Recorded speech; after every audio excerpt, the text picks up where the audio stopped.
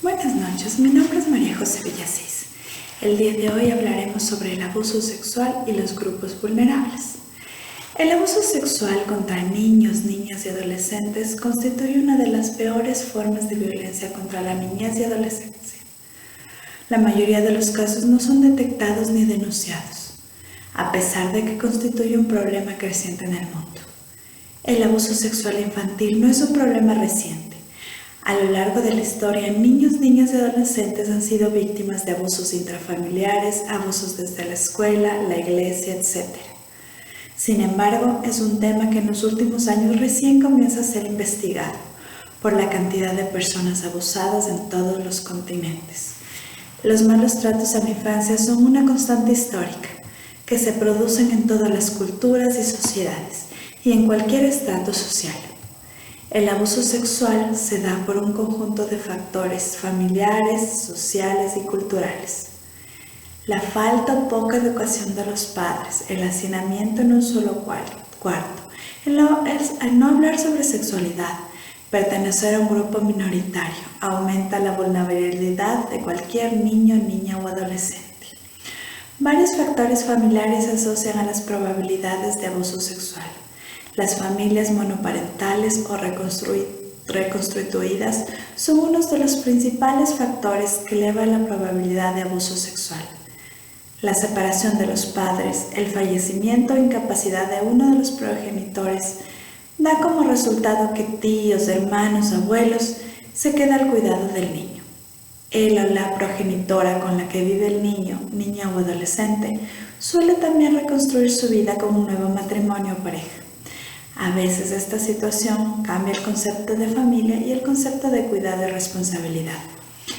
En una investigación por muestreo citado por Glasser y Frosch, se encontró que el riesgo de un niño que vive con un padrastro es 5 veces más alto que si viviera con su padre natural.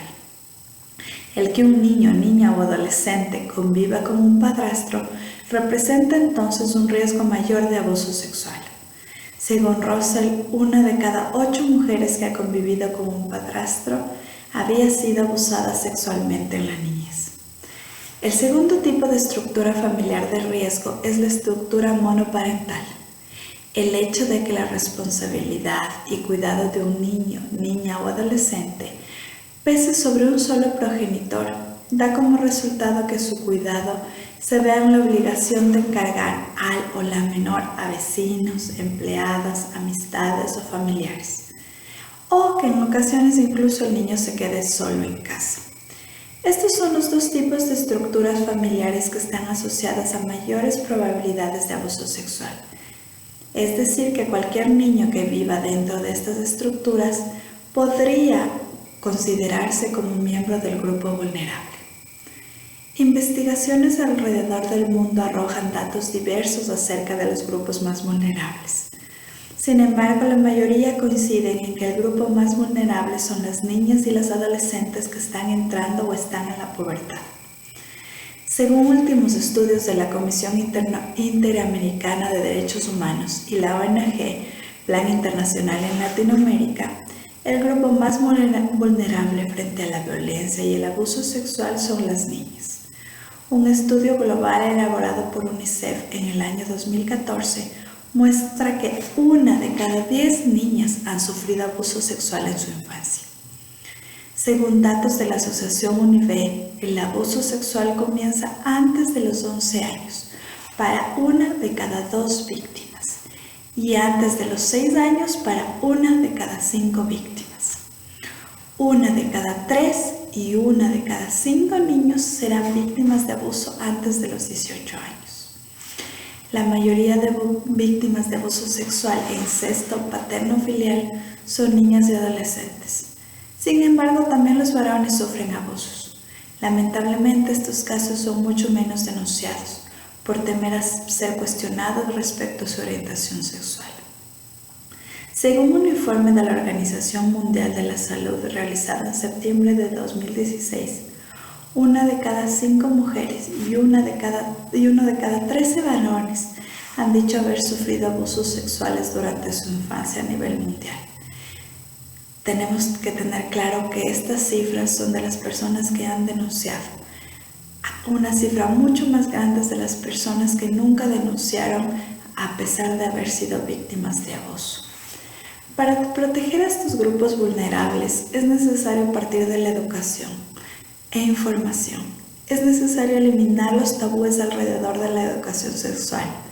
Al hablar con los niños, niñas y adolescentes sobre sexualidad, les damos herramientas para identificar situaciones de peligro, para informar en caso de estar sufriendo abusos y para no permitir ciertas actitudes que pueden incomodarlos.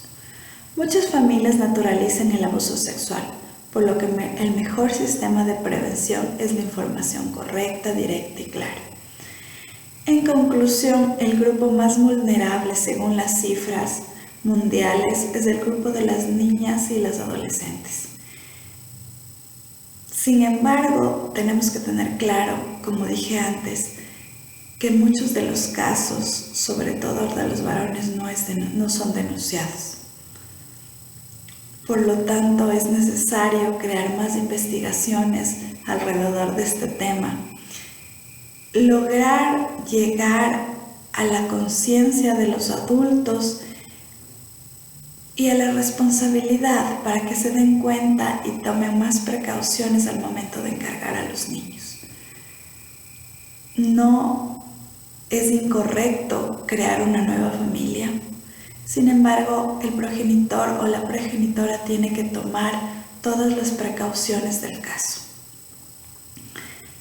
Al saber que el grupo de niñas y adolescentes es el grupo más vulnerable, es necesario dar una mayor protección a estos grupos vulnerables. Y como dije antes, mediante la educación, enseñar a los niños, niñas y adolescentes a detectar las señales de peligro y a ser capaces de denunciar en caso de ser abusadas. Muchas gracias por su atención.